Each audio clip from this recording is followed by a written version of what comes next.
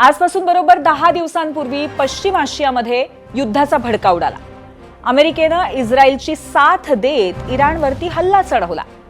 पहिल्याच हल्ल्यामध्ये इराणचे सुप्रीम लीडर अयातुल्ला अली खामेनींचा मृत्यू होतो।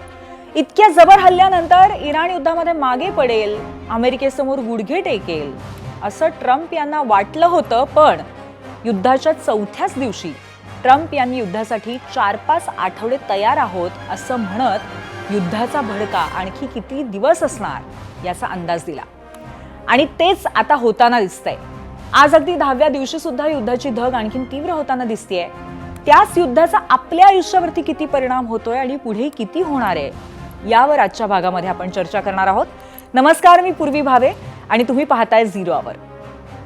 कसं आहे, एखादं युद्ध सुरू होतं साधारणपणे 2 देशांमध्ये। मग त्या युद्धाचा वणवा फक्त 2 देशांमध्येच पसरत असला तरी त्याची झळ आणि चटके आसपासच्या देशांनाही बसायला लागतात। आणि हे युद्ध जिथून जगभराच्या एकूण तेल पुरवठ्यापैकी 20% कच्चं तेल पुरवलं जातं त्या आखातात पेटलंय। आणि आपल्या भारताच्या एकूण पुरवठ्यापैकी तर 65% कच्चं तेल याच आखातातनं आयात केलं जातं। आणि त्याच आखातामध्ये युद्ध पेटलेलं असल्यामुळे आता त्याची धग आपल्यापर्यंत पोहोचणार हे साहजिकच। युद्धाच्या 10 दिवसात या भडकलेल्या युद्धाची आग चांगलीच जाणवायला लागली आहे। व्यावसायिक गॅसपासून घरगुती गॅसपर्यंत दर वाढलेत। कच्च्या तेलाच्या प्रति बॅरलची किंमत दिवसेंदिवस वाढतीये। भारत सरकारनं सध्या तरी पेट्रोल डिझेलच्या किमती स्थिर ठेवल्यात, पण हे पुढे किती दिवस राहणार याच्यावरती प्रश्नचिन्ह आहेच। आजपासून संसदेच्या अर्थसंकल्पीय अधिवेशनाला सुरुवात झाली आहे, पण अधिवेशनाच्या कामकाजातही युद्धाचेच पडसाद दिसले। परराष्ट्र मंत्री एस जयशंकर यांनी निवेदन दिलं। आखातातल्या युद्धावरती भारताची काय भूमिका आहे हे देशासमोर स्पष्ट केलं। या आणि इतर अनेक मुद्द्यांवरती आज आपण चर्चा करणार आहोत, अगदी तपशीलवार। पण त्याआधी आपण सुरुवात करूया आजच्या प्रश्नानं आणि त्यासाठी जाऊया पोल सेंटरला। आजचा आमचा प्रश्न आहे, बलाढ्य अमेरिका इस्रायल विरुद्ध इराण हे युद्ध आणखीन किती दिवस चालेल? 10 पेक्षा कमी दिवसात हे संपेल? 10 दिवस तरी चालेल? 1 महिना लागू शकतो का? महिन्यापेक्षा जास्त? तुम्हीच आम्हाला तुमचा कौल सांगा आमच्या सोशल मीडिया पोर्टलवरती व्होट करून।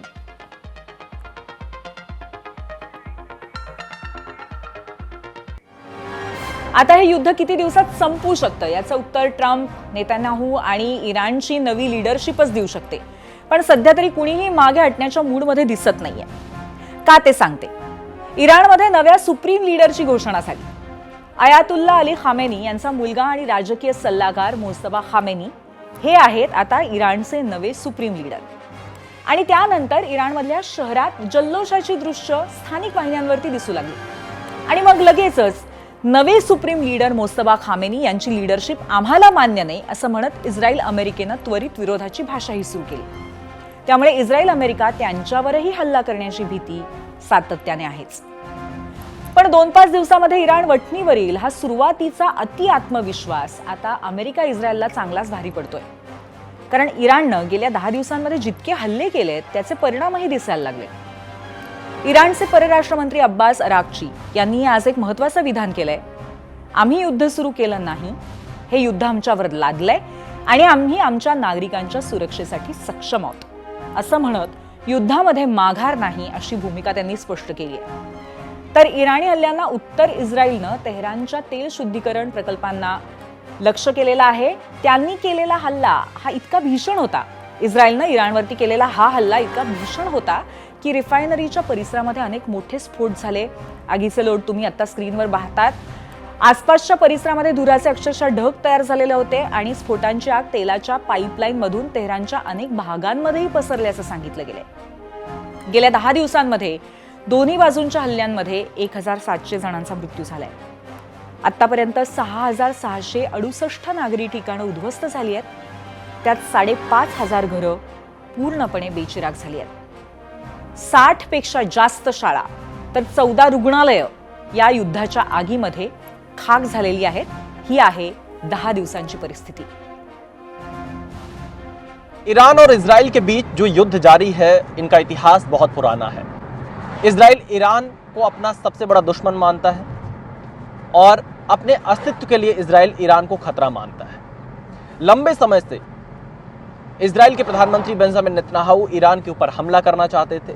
बीते साल 12 दिनों का युद्ध भी चला था, जिसमें फोर्डो जो परमाणु केंद्र था वहां पर भी ईरान के ऊपर इजराइल और अमेरिका की तरफ से हमला किया गया था। लेकिन इस बार 28 फरवरी को जो हमला हुआ उसमें खामनेई की मौत हुई, और खामनेई की मौत के बाद अब हालात किस ओर जाएंगे ये किसी को नहीं पता है। अमेरिका ये कह रहा है कि ईरान सरेंडर करे, लेकिन ईरान सरेंडर को तैयार नहीं है। और इन सब के बीच में तेल अवीव में सब कुछ इस वक्त बंद नजर आ रहा है युद्ध के चलते, और क्योंकि यहाँ पे इमरजेंसी घोषित की गई है इजराइल की तरफ से। लोगों को सुरक्षित स्थान पर रहने के लिए बार बार कहा जा रहा है, बंकर के आसपास रहने के लिए कहा जा रहा है। वो इन हमलों से डर नहीं रहे हैं। ऐसा लगता ही नहीं है कि इजराइल युद्ध में है। यहाँ के लोग अपनी आम दिनचर्या को इतना बखूबी निभाते हैं कि जैसे वो इसके आदी हो चुके हों। वो सिर्फ कुछ पल के लिए थमते हैं जब हमले का अलर्ट आता है, मात्र 10 या 15 मिनट के लिए। उसके बाद बंकर से निकलकर ऐसे काम करेंगे जैसे यहां पर सब कुछ सामान्य। तर थेट युद्धभूमीवरनं आपण हा आढावा बघितलाय। या युद्धामध्ये आज इराणमध्ये अत्यंत महत्त्वाची घडामोडही घडली आहे। युद्धाच्या पहिल्याच दिवशी सुप्रीम लीडर आयातुल्लाह अली खामेनी यांचा मृत्यू झाला होता, त्यामुळे पुढचा सुप्रीम लीडर कोण होणार याकडे जगाचं लक्ष लागलं होतं। त्यातही त्यांचा मुलगा मोस्तफा खामेनी यांचंच नाव आघाडीवर होतं, आणि त्याच मोस्तफा खामेनी यांची सुप्रीम लीडर म्हणून घोषणा झाली। नक्की हे मोस्तफा खामेनी कोण आहेत त्यांची ओळख आपण करून घेऊया, आपण पाहूया, आणि त्यासाठी जाऊयात मीडिया सेंटरला। मोस्तफा खामेनी आयातुल्लाह अली खामेनी यांचे दुसरे पुत्र आहेत। 8 सप्टेंबर 1969 रोजी इराणच्या मशहाद इथे त्यांचा जन्म झालाय। कोम या शहरामध्ये धार्मिक शिक्षण, मध्य श्रेणीचे धर्मगुरू ते आहेत। 1980च्या दशकामध्ये इराण विरुद्ध इराक युद्धात IRGC मध्ये लष्करी सेवा त्यांनी केलेली आहे। इराणच्या सत्तेमध्ये आजवर औपचारिक पद न घेता पडद्यामागनं त्यांनी सूत्र हलवली आहेत। IRGC आणि इराणी सुरक्षा दलांवरती कमालीची त्यांची पकड असल्याचं सांगितलं जातंय। कट्टर पुराण मतवादी नेते अशी इराणमध्ये ओळख आहे, जी त्यांच्या वडिलांचीही ओळख होती। 2019 मधील निदर्शनं दडपण्यामध्ये त्यांचा मोठा हात होता असंही सांगितलं जातंय। मानवी हक्क उल्लंघन आरोपांमुळे अमेरिकेने 2019 पासून त्यांच्यावरती निर्बंध घातलेत। सर्वोच्चपदी आल्यामुळे इराणची भूमिका अधिक आक्रमक, अधिक कट्टर होण्याची शक्यता आहे।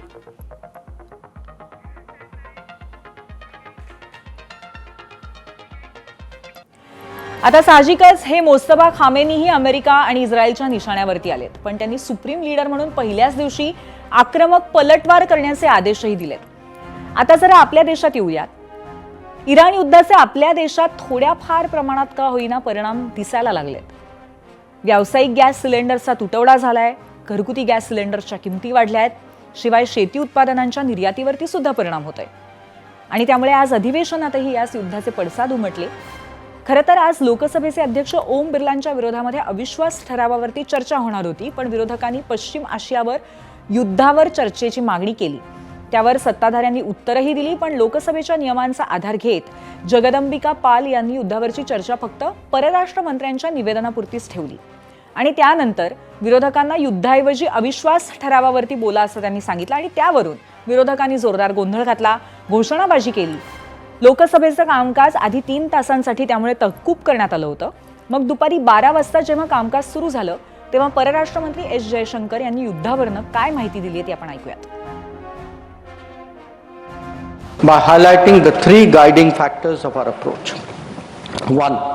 India is in favor of peace and urges a return to dialogue and diplomacy. We advocate de-escalation, restraint, and ensuring the safety of civilians. 2. The well-being and security of the Indian community in the region is our priority. We will continue to work with the governments of the region towards that end. And 3. Our national interest, including energy security and trade flows, will always be paramount. I'm confident, sir, that the government has the full support of this august House on this matter. I thank you. By highlighting the 3. तर अशा पद्धतीने शांततेचा पुरस्कार आणि भारतीय समुदायाची सुरक्षा हा आपला प्राधान्याचा भाग असल्याचं सांगितलं. पण हा गोंधळ सुरू असताना अध्यक्षांच्या खुर्चीवरती जगदंबिका पाल बसले होते. त्यांनी विरोधकांना आवरण्याचा पूर्ण प्रयत्न केला, जो गोंधळ सुरुवातीला चालू होता तो. इतकंच नाही तर त्यांनी दुपारी 12 वाजता लोकसभेचं कामकाजही तहकूब केलं होतं, जसं मी तुम्हाला आधीच सांगितलं. पण तरीही विरोधक शांत बसले नाहीत आणि गोंधळ सुरूच राहिला. त्यामुळे नंतर जगदंबिका पाल यांनी लोकसभेचं कामकाज दिवसाभरासाठी तहकूब केलं. मैं सदन को चलाना चाहता हूं, मैं सदन को चलाना चाहता हूं और आप सदन नहीं, पूरा देश देख रहा है, पूरा देश देख रहा कि आप सदन को नहीं चलाना चाहते। ये सदन सरकार चलाना चाहती है, चेयर चलाना चाहती है, लेकिन आप जो आचरण कर रहे हैं, जो इस बिल में आकर के जिस तरह से इस सदन को आप बंधक बनाने की कोशिश कर रहे हैं, आखिर 1.5 लाख रुपया 2.5 लाख प्रति मिनट खर्च हो रहा है, 1.5 करोड़ पर घंटे खर्च होता है, 9 करोड़ एक दिन में पैसा खर्च हो रहा है। ये जनता के एक्सचेकर का पैसा है। 9 करोड़ आप जनता के एक्सचेकर का अपने गैर जिम्मेदाराना बिहेवियर से आप वेस्ट कर रहे हैं। पूरा देश देख रहा है कि एक मिनट का 2.5 लाख रुपया आप किस तरह से जनता के पैसे का नुकसान कर रहे हैं। तर संसदेच्या अधिवेशनासाठी दिवसाला 9 कोटींचा खर्च होतो आणि तो पैसा कसा वाया जातोय हे आता जगदंबिका पाल यांनी पाहिलेलं आपण बघितलंय. एकदा नाही, दोनदा नाही, वारंवार त्यांनी तसं सांगितलं. पण त्यावर राहुल गांधींनी युद्धावरती चर्चा होणं किती गरजेचं आहे हे सांगितलं. वेस्ट एशिया में हो रहा है, उससे कितने रुपए का नुकसान होगा? मतलब सेंट्रल चीज है, मतलब एक प्रकार से पैराडाइम शिफ्ट करने की लड़ाई चल रही है. उससे हमारी इकोनॉमी को जबरदस्त नुकसान होने वाला है. स्टॉक मार्केट का आपने देख लिया. वेस्ट एशिया का जो मामला है, क्या वो जरूरी नहीं है क्या? फ्यूल प्राइस, इकोनॉमिक डेविस्टेशन, ये जरूरी नहीं है क्या? तो ये जनता की इशू है, इसको हम जरूरी मानते हैं, इस पे हम डिस्कशन चाहते हैं. उसके बाद स्पीकर पे जो मोशन है, ठीक है, उसको डिस्कस करेंगे, कोई प्रॉब्लम नहीं है, बट वो डिस्कशन करना नहीं चाहते हैं. आता हे राजकारण आपण थोडंसं बाजूला ठेवूया, पण युद्धाचा आपल्यावरती नेमका किती परिणाम होतोय हे मी तुम्हाला आता सांगते. सगळ्यात पहिला परिणाम तो होतोय कच्च्या तेलावर. फेब्रुवारीमध्ये $67 प्रति बॅरल असे दर होते, ते आता $103 वरती पोहोचलेत. गेल्या 10 दिवसात युद्धामुळे कच्चं तेल आतापर्यंत 30% अधिक महागलंय. पण असं असलं तरी सरकारनं देशामध्ये पेट्रोल डिझेलचे दर अजूनही वाढवलेले नाही आहेत, त्यामुळे तो एक दिलासा आहे.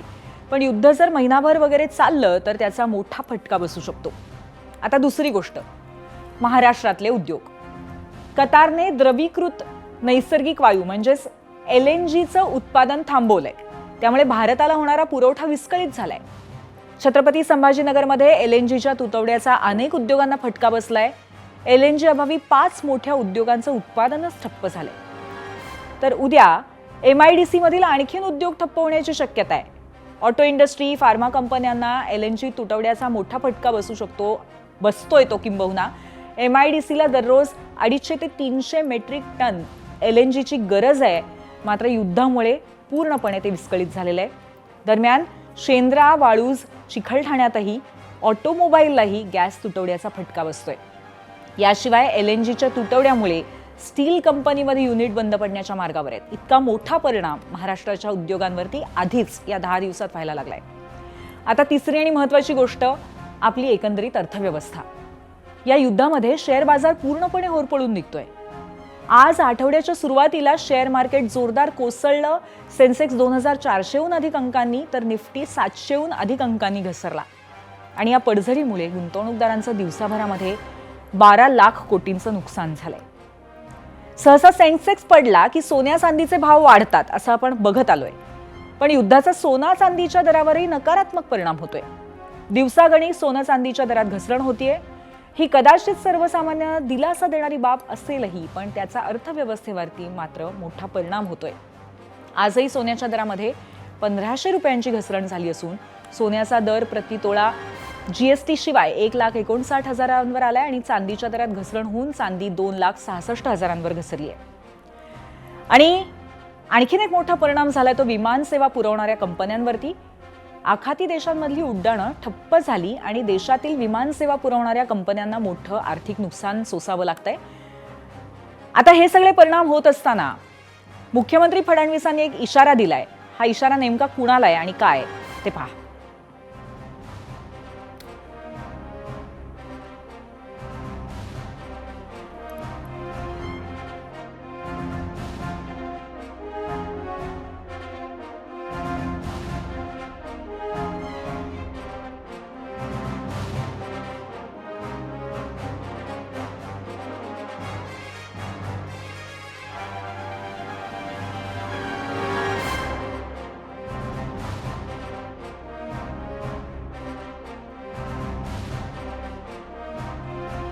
केंद्र सरकार तेल गॅस सगळ्या गोष्टीची काळजी घेते आहे. आंतरराष्ट्रीय परिस्थिती आपल्या सगळ्यांना माहिती आहे, तरीही कुठेही तुटवडा पडू नये म्हणून सर्व प्रकारच्या उपाययोजना चाललेल्या आहेत. कोणीही अफवा पसरवू नये, कोणीही अफवेवर विश्वास ठेवू नये. अफवेवर विश्वास ठेवून जर साठेकरण आपण सुरू केलं तर परिस्थिती खराब होईल. त्यातनं डिमांड आणि सप्लाय हे जे काही सूत्र आहे ते सूत्र कुठेतरी गडबडेल. आणि म्हणून माझी सर्वांना विनंती आहे, कुठल्याही अफवेवर विश्वास ठेवू नका. तर मुख्यमंत्र्यांनी आवाहन केलंय की कुठल्याही अफवांवरती विश्वास ठेवू नका. याच अनुषंगाने आणि इतर सगळ्या मुद्द्यांवरती आपण आता चर्चा करणार आहोत आणि त्यासाठी जाऊयात आपल्या गेस्ट सेंटरला. आपल्यासोबत एबीपी न्यूजचे ज्येष्ठ पत्रकार जगविंदर पटियाल आणि आर्थिक विषयाचे जाणकार प्रशांत गिरबाने सर असे दोघं जण आज आहेत. त्यांच्याशी आपण चर्चा करून सगळी माहिती घेणार आहोत. आपण सुरुवात करूया जगविंदर पटियाल यांच्याकडनं. जगविंदर जी, आपका स्वागत है. और मैं ये पूछना चाहती हूँ कि आपके हिसाब से ये युद्ध और कितने दिनों तक चल सकता है और क्या इसका एंड रिजल्ट आने की पॉसिबिलिटी है, क्योंकि अमेरिका के हिसाब से रेजिम चेंज जो वो चाहते हैं या फिर न्यूक्लियर बम ना बने इसके लिए जो उनकी हमेशा से कोशिश रही है वो, और ईरान के हिसाब से इसका एंड गेम या एंड रिजल्ट क्या हो सकता है? देखिए, आज की डेट में $1,00,000 का सवाल यही है कि आखिरकार युद्ध कितना लंबा चलेगा. अगर हम अमेरिका के पक्ष को देखें तो मोटा मोटी ये लगता है कि अमेरिका ने कहा कि 4 से 5 हफ्ते चल सकता है, लेकिन मेरा आंकलन ये है कि कम से कम 3 महीने इसको ईरान खींचने की कोशिश करेगा. इसकी सबसे बड़ी वजह क्या है कि कुछ दिन पहले ही मेरी ईरान के कुछ टॉप ऑफिशियल से बातचीत हुई थी, तो उन्होंने एक बात बड़ी साफ कर दी थी. उन्होंने कहा था कि ये युद्ध हम चाहते नहीं थे, लेकिन ये युद्ध उन पर थोपा गया है, इसलिए वो मरते दम तक इस युद्ध को लड़ेंगे. पहली बात. दूसरा, उन्होंने कहा था हम अमेरिका के पास ना बातचीत करने जाएंगे, अब ना नेगोशिएट करेंगे. हम जब तक अमेरिका हमले जारी रखेगा हम उसके जवाब देते रहेंगे. तीसरी महत्वपूर्ण बात उन्होंने ये कही थी कि खाड़ी देशों के ऊपर जहां वो अटैक किए जा रहे हैं, तो खाड़ी देशों पर ईरान इसलिए अटैक नहीं कर रहा है कि वो खाड़ी देश जाएं और जाकर वॉशिंगटन में ट्रंप से ये कहें कि आप इस युद्ध को रोकिए, क्योंकि खाड़ी देशों को तबाह कर दिया ईरान ने. उन्होंने कहा ये प्रेशर टैक्टिक्स नहीं है, बल्कि हमने जब जून 2025 में अमेरिका और इजराइल ने अटैक किया था, 12 दिन के लिए युद्ध हुआ था, उन दिनों हमने ये साफ कर दी थी बात और लिखित तौर पर इन सभी खाड़ी देशों को यह भी कहा था कि अगर आप अमेरिका या इजराइल को अपनी जमीन देते हैं, अगर आपकी जमीन से वो अटैक करते हैं ईरान के ऊपर, तो हम जहां भी आपने उनको जमीन दी है उस पर हमला करेंगे. तो उन्होंने कहा उसी पूरी मुहिम के तहत ये अटैक किए जा रहे हैं और हम केवल अमेरिका के उन जगहों को ठिकाना बना रहे हैं जहां से वो ईरान के प्रति अपना पूरा ऑपरेशन चला रहे हैं, इस युद्ध को चला रहे हैं, अपने ड्रोन ऑपरेशन चला रहे हैं, अपनी फ्लीट्स को उन्होंने रखा हुआ है, उनकी सेना का मूवमेंट हो रहा है, किसी सिविलियन इलाके को टारगेट नहीं किया जा रहा है. जहां तक ईरान का यह भी कहना है कि जिन एयरपोर्ट्स पर अटैक किया गया तो उस हिस्से को अटैक किया गया है जहां से अमेरिकन बेसिस चल रहे हैं. बिल्कुल. अब आपने कहा कि ये युद्ध कब खत्म होगा, तो आपको सवाल का जवाब मिल गया होगा कि ईरान इसे रोकने वाला नहीं है. और जिस तरह से उनके सुप्रीम लीडर आ भी गए हैं, ईरान ने इसे अपनी अस्मिता का सवाल बना लिया है, ये उनके वजूद की लड़ाई बन गई है, ये कौम की लड़ाई बन गई तो है। इसलिए आप कह रहे हैं कि कम से कम 3 महीने, ये आपकी एक टाइमलाइन आपने बता दी है जो काफी डरावनी है. तो मैं वापस आऊंगी आपके पास, कारण जगविंदर पटियाल यांच्याकडे खूप अनुभव आहे आणि अशा पद्धतीचे अनेक युद्ध त्यांनी आतापर्यंत कव्हर केलेली आहे. त्यामुळे पुन्हा एकदा त्यांच्याकडनं आपण माहिती घेऊया. परंतु आता मी प्रशांत सरांकडे जाते. सर, 3 महिने युद्ध चाललं तर आता तेलाची वाढती किंमत ही आधीच चिंता आहे. पॅनिक होऊ नका असं सांगितलं जातं, असं मुख्यमंत्री म्हणतायत. किमान 1 महिना तरी चिंता नाही असं केंद्र सरकार तरी म्हणतंय. पण 3 महिने जर हे युद्ध चाललं तर आत्ता मागच्या दराने वाढणारी महागाई नंतर किती वाढत जाईल? हे खूप महत्वाचं आहे की जर युद्ध वाढत राहिलं तर तेलावरती नक्की त्याचा असर पडेल. म्हणजेच तेल पुरवठा कमी होईल आणि त्यासोबतच तेलाच्या किमती वाढतील. तेलाच्या किमती जर वाढल्या तर प्रत्येक गोष्टीवरती त्याचा इम्पॅक्ट येतो. मग आपण किराणा मालाच्या दुकानातनं काय घेतोय की आपल्या ज्या ट्रक फिरतायत मुंबई, पुणे, सोलापूरमध्ये त्यांच्यावरती इम्पॅक्ट, असा प्रत्येक ठिकाणी इम्पॅक्ट येतो. आणि जर हे युद्ध 1 महिन्यापेक्षा जास्त किंवा आणखी 1-2 आठवड्यापेक्षा जास्त जर पुढे चाललं तर नक्कीच तेल दराचा इम्पॅक्ट येईल. जसं स्वतः चीफ इकॉनॉमिक ऍडवायझरनी सांगितलं होतं इकॉनॉमिक सर्व्हे प्रेझेंट करताना भारताचा, की हे सर्व प्रोजेक्शन जे आहेत आपल्या ग्रोथचे ते एक अझ्युम करतात की आपला जो डॉलरचा एक्सचेंज रेट आहे किंवा आपलं जे ऑइलची किंमत आहे क्रूड ऑइलची, ती फार काही त्यात तफावत येणार नाही. आता 30% ती ऑलरेडी वाढली आहे, वाढू शकते. तसं जर झालं तर आपलं एक इन्फ्लेशन म्हणजे महागाई वाढेल आणि त्याचा ग्रोथवरती इम्पॅक्ट येण्याचे चान्सेस आहेत. त्यामुळे हे जर झालं तर नक्कीच त्याचा निगेटिव्ह इम्पॅक्ट हा आपल्याला बघायला मिळणार आहे दुर्दैवानं. नक्कीच, म्हणजे तो ऑलरेडी आधीच दिसायला लागलाय, तो आणखीन तीव्र होने की शक्यता है. जगविंदर जी, वापस आपके पास आ रही हूँ. आप सीरिया में जाने वाले पहले भारतीय पत्रकार रहे हैं और आपने वहां पे सीरिया यूएस वॉर के वक्त कवरेज किया हुआ है. तो मिडिल ईस्ट में इस वक्त जो युद्ध से गुजर रहे देश है ये 2, ईरान और इसराइल और बाकी आखाती देश भी, किस तरीके के सिचुएशन का सामना वहां पे जनता कर रही है अभी?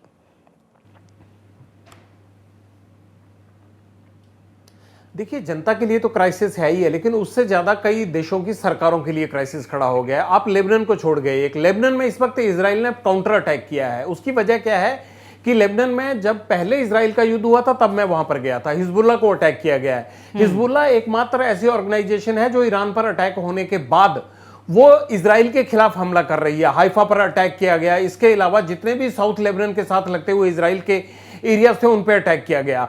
अब बेरूत की सेंट्रल जो एरिया है जिसको कि सेंट्रल बेरूत कहा जाता है, वो हिजबुल्लाह का गढ़ माना जाता है, जहां पर हसन नसरल्लाह को मारा गया था. उसी इलाके को इजराइल अटैक कर रहा है. वो इलाका खाली करवाया गया. उसको बिल्कुल गाजा बनाने की प्लानिंग करके अमेरिका ने हमले शुरू किए और ये कहा जा रहा है कि हिजबुल्लाह जब तक अपना आखिरी हथियार नहीं छोड़ देता तब तक वो अटैक करेंगे. तो ये लेबनान पर भी क्राइसिस मंडरा रहा है कि कहीं उसकी बाउंड्रीज को क्रॉस करके इजराइल उस पर कब्जा तो नहीं करेगा. हालांकि इजराइल का ये कहना है कि क्योंकि ईरान की हिमायत में आया है हिजबुल्लाह, इसलिए वो उसको मार रहे हैं. कमर उसकी पहले ही तोड़ दी थी पिछले साल इन्होंने, लेकिन अब एक बड़ा ग्राउंड ऑपरेशन और साथ के साथ हवाई हमले लेबनान में भी शुरू किए गए हैं. दूसरी महत्वपूर्ण बात क्या है कि खाड़ी देशों को तो अब ये नहीं समझ आ रहा कि उन्होंने अमेरिकन बेसिस को जगह दी इसलिए कि वो ईरान से कभी भी भविष्य में खतरा होता है तो अमेरिका उनको बचा लेगा.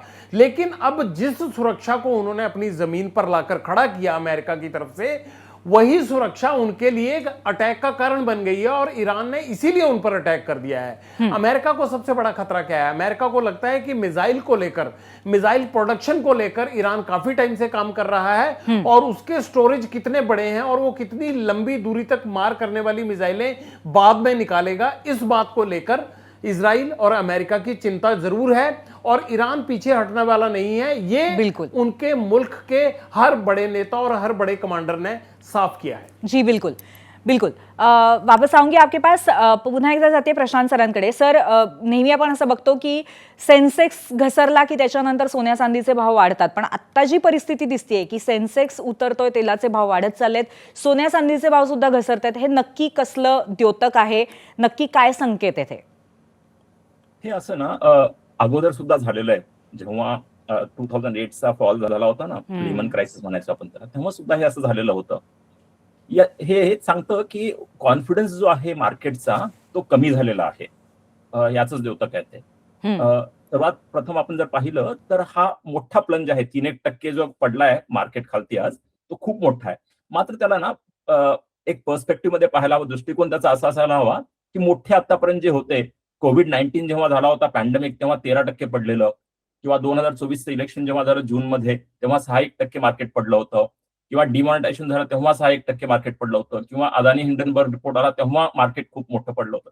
त्यामुळे हे फॉल आहे, हा मोठा आहे, पण हा पहिला 5 नाहीये मागच्या 5 वर्षातला फॉल. ठीक आहे, हा मोठा फॉल आहे, मात्र यापेक्षा खूप मोठे फॉल्स आपण झेललेले आहेत मार्केटमध्ये. त्यामुळे हा सुद्धा फॉल झेलला जाईल अशी मला अपेक्षा आहे. बरोबर आहे, नक्कीच हा सुद्धा फॉल आपण पचवू आणि याच्यातनं मार्ग काढू अशी नक्कीच आशा आहे. आपली वेळ आता संपत आलेली है, त्यामुळे प्रशांत जी खूप खूप धन्यवाद, जगविंदर जी बहुत बहुत धन्यवाद, आज हमें इतनी जानकारी देने के लिए, और हम मौके मौके पर आपसे इस तरीके से और भी इन्फॉर्मेशन लेते रहेंगे. Thank you so much. यानंतर जाऊयात पोल सेंटरला आणि आपल्या पहिल्या प्रश्नावरती महाराष्ट्राने काय कौल दिलाय पाहूयात.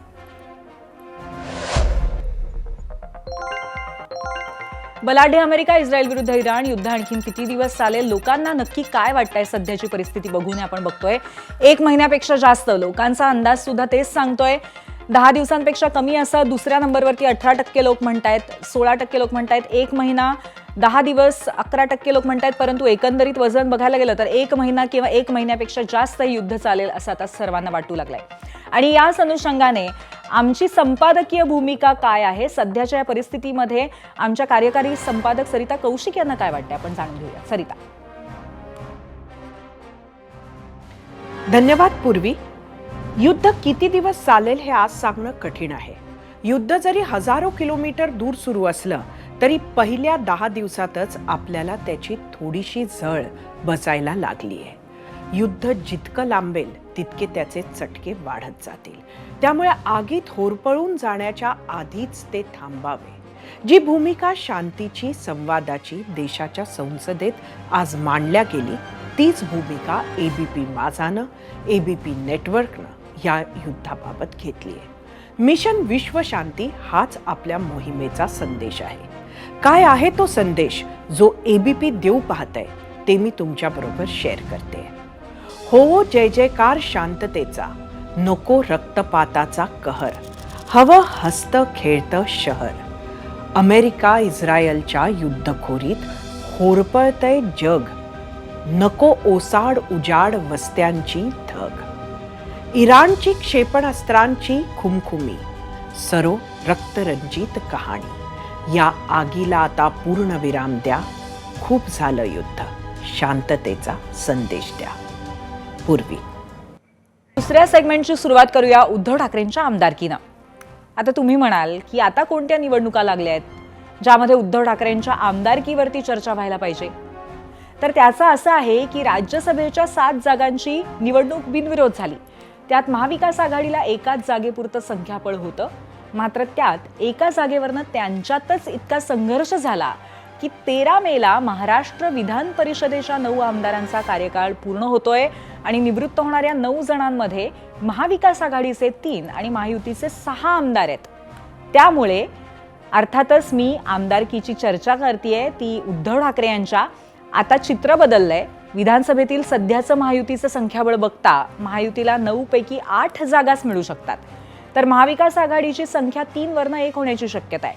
आणि त्याच एका जागेसाठी संघर्ष होऊ शकतो, कारण जे 9 आमदार निवृत्त होत आहेत त्यात माजी मुख्यमंत्री उद्धव ठाकरेंचं नाव आहे. आणि उद्धव ठाकरेंनी पुन्हा विधान परिषदेत जावं अशी मागणी गेल्या महिन्याभरापासून त्यांच्याच पक्षाचे नेते करतायत. एकतर महाविकास आघाडीमध्ये सर्वाधिक 20 आमदार असूनही ठाकरेंच्या सेनेकडे आपण बघितलं तरी सुद्धा राज्यसभेवरती सेनेचा उमेदवार पाठवण्याची इच्छा असूनही शेवटी शरद पवारांच्या निवडीसाठी ठाकरेंच्या सेनेला नमतं घ्यावं लागलं. पण विधान परिषदेसाठी 20 आमदारांची मतं पुरेशी नसणार आहेत, म्हणूनच ठाकरे सेनेला मित्र पक्षांची साथ गरजेची आहे. पण मग आज पुन्हा या विषयावरती चर्चा का सुरू झाली, तर महाविकास आघाडीतील नेत्यांच्या आजच्या प्रतिक्रिया. ठाकरेंचे खासदार संजय राऊतांनी आजच म्हटलंय की जर उद्धव ठाकरे इच्छुक असतील तर त्यांना विधान परिषदेवरती पाठवावं. पण महाविकास आघाडीतल्या इतर घटक पक्षातील नेत्यांनी मात्र वेगळाच सूर लावलाय. चर्चा करून याबाबत निर्णय घेतला जाईल असं त्यांचं म्हणणं आहे.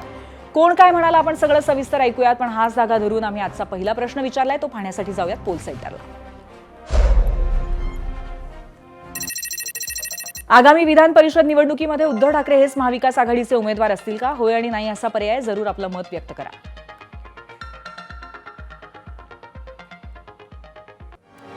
ठाकरेंचे खासदार संजय राऊत यांना पत्रकारांनी विधान परिषदेसाठी उद्धव ठाकरेंच्या उमेदवारीबद्दल प्रश्न विचारला होता. त्यावर आज संजय राऊत काय म्हणालेत आपण पाहूयात.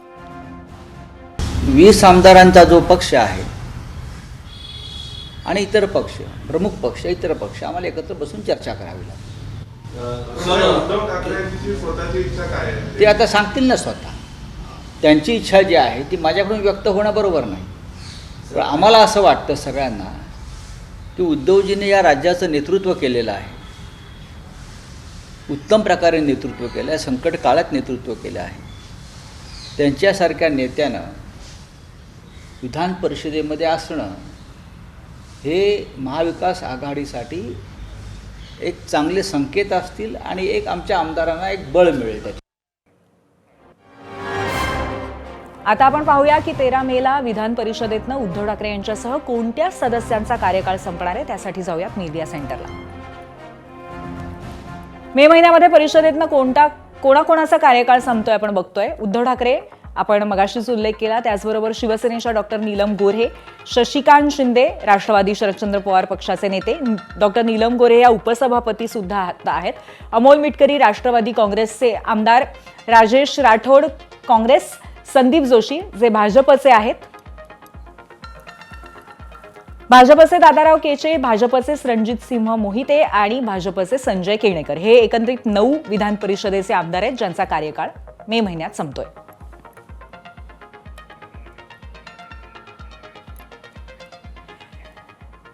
आता या निवडणुकीमध्ये मतांचं गणित कसं असणार आहे तेही आपण पाहूयात.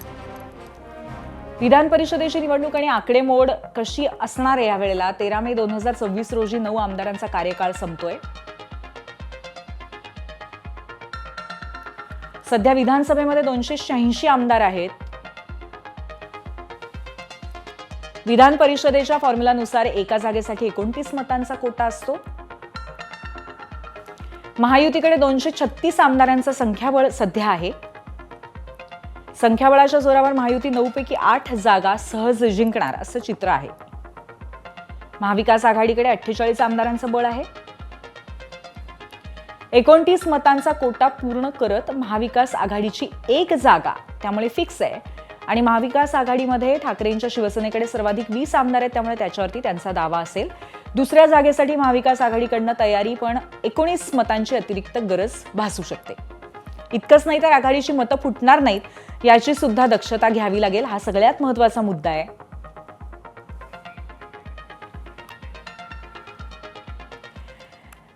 तर ही परिस्थिती पाहिल्यावरती आपल्याला कळलंच असेल की सध्याच्या परिस्थितीमध्ये परिषदेवर जाण्यासाठी ठाकरेंना एक प्रकारे राजकीय अग्निपरीक्षाच द्यावी लागणार आहे. पण उद्धव ठाकरेंचा राजकीय प्रवास जाणून घेण्यासाठी आपण थोडंसं मागे जाऊयात. 2019 साली शिवसेना आणि भाजपने महायुती म्हणून निवडणुका लढवल्या, पण सत्तेच्या सारीपाटावरती आपला राजा असावा यासाठी दोन्ही पक्षांमध्ये रस्सीखेच सुरू झाली आणि या रस्सीखेचामध्ये आरोप प्रत्यारोपांच्या फैरीमध्ये शिवसेना युतीतनं बाहेर पडली आणि नवीन राजकीय समीकरण महाराष्ट्राने पाहिलं ते म्हणजे शिवसेना, काँग्रेस आणि राष्ट्रवादी काँग्रेस.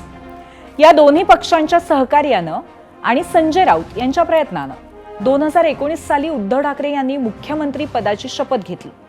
पण कोणतीही निवडणूक न लढलेल्या उद्धव ठाकरेंना 6 महिन्यात आमदार म्हणून निवडून येणं गरजेचं होतं. 2020 साली झालेल्या विधान परिषद निवडणुकीमध्ये उद्धव ठाकरे निवडून आले आणि ते विधान परिषदेचे आमदार झाले. उद्धव ठाकरे यांनी आपला परिषदेचा 6 वर्षांचा कार्यकाळ पूर्ण केलाय आणि म्हणून हे उद्धव ठाकरेंचं अधिवेशन आमदार म्हणून शेवटचं अधिवेशन आहे. तर संजय राऊतांनी केलेल्या सूचक वक्तव्यावरती आता राजकीय क्षेत्रातनं सुद्धा प्रतिक्रिया यायला लागल्या आणि यावर बोलताना शिवसेनेचे खासदार नरेश म्हस्के यांनी संजय राऊत यांच्यावरती टीका केली आहे. नटसम्राट चित्रपटातील संवादाचा संदर्भ देत राऊतांमुळेच उद्धव ठाकरेंवरती मला विधान परिषदेवरती आमदार करता का असं विचारण्याची परिस्थिती आल्याचं त्यांनी म्हटलंय. पण म्हस्केंनी केलेल्या वक्तव्यामुळे खरंच ती टीका होती का ठाकरेंच्या सेनेला ऑफर होती असा प्रश्नही पडू शकतो. मी असं का म्हणते ते तुम्हीच ऐका आणि आमच्या प्रतिनिधींशी बोलताना ते काय म्हणतायत जरूर ऐका. उद्धव ठाकरेंना विधान परिषदेवर निवडून आणताना काही वेगळी भूमिका किंवा ज्या प्रकारे शरद पवारांना राज्यसभेवर आणताना शिवसेनेने उमेदवार दिला नाही आणि त्यामुळे शरद पवारांचा मार्ग सुकर झाला राज्यसभेचा, तशी काही भूमिका उद्धव ठाकरेंच्या बाबतीतही शिवसेना बजावू शकते का? हे बघा, आज सकाळपासून नटसम्राटमध्ये आप्पासाहेब बेलवलकर यांचं ज्या तोंडी एक वाक्य आहे, डायलॉग आहे, कुणी मला घर देता का, घर देता का, अशा पद्धतीची विनवणी सकाळपासून संजय राऊत यांनी दिल्लीत सुरू केलेली आहे. घटक पक्षांनी त्यांना सांगितलं आहे आमची चर्चा करू आणि निर्णय घेऊ, त्यामुळे कुणी आम्हाला आमदार करता का, आमदार करता, अशी आरोळी जेव्हा दिल्लीतून संजय राऊतांनी जी केलेली आहे. आणि आपण विचारताय की एकनाथ शिंदेसाहेब पाठिंबा देतील का? जर तुम्हाला आमचा पाठिंबा पाहिजे असेल, आमची एक्स्ट्रा मतं पाहिजे असतील तर एक फोन करा एकनाथ शिंदेसाहेबांना की आम्हाला आमदार करता का, आम्हाला आमदार करता का. मी विनवणी करा म्हणणार नाही, संवाद साधा. पवारसाहेबांसाठी सुद्धा जयंत पाटील असतील, सुप्रियाताई असतील, त्यांनी श्रीकांत शिंदे असतील, एकनाथ शिंदेसाहेब यांच्याशी संवाद साधला होता. तर आपण संवाद साधावा एकनाथ शिंदेसाहेबांशी. साहेब आमच्या मोठ्या दिलदार वृत्तीच्या आहेत, त्यामुळे कदाचित आपल्याला पाठिंबा पण देतील, पण संवाद तर साधा. संजय राऊतांच्या विधानावरती महाविकास आघाडीमधनंही प्रतिक्रिया आली आहे. एकीकडे काँग्रेसचे आमदार सतेज पाटील आणि शरद पवार गटाचे शशिकांत शिंदे सावध भूमिका घेताना दिसले.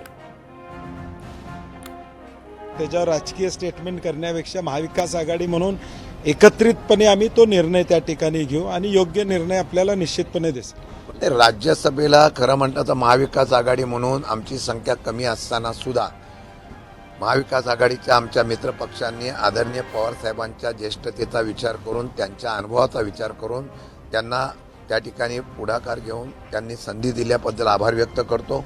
आणि महाविकास आघाडी म्हणूनच पुढं भविष्य काळामध्ये जे काही निर्णय घ्यायचे आहेत, विधान परिषदेची आता निवडणूक आहे, त्या संदर्भामध्ये सुद्धा एकत्र बसून आम्ही निर्णय घेऊ. दुसऱ्या प्रश्नाला महाराष्ट्राने काय कौल दिलाय पाहुयात, जाऊयात पोल सेंटरला. एकूण 8,000 मतं आलेली आहेत आणि उद्धव ठाकरे हेच महाविकास आघाडीचे उमेदवार विधान परिषदेसाठी असले पाहिजेत का? 75% लोक होय म्हणतायत आणि 25% लोकांचं मत आहे नाही.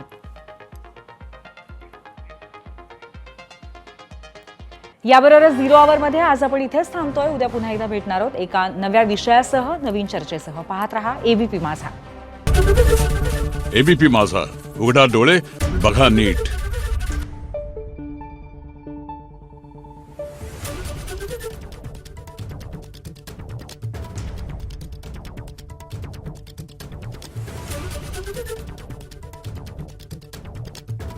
Thank you.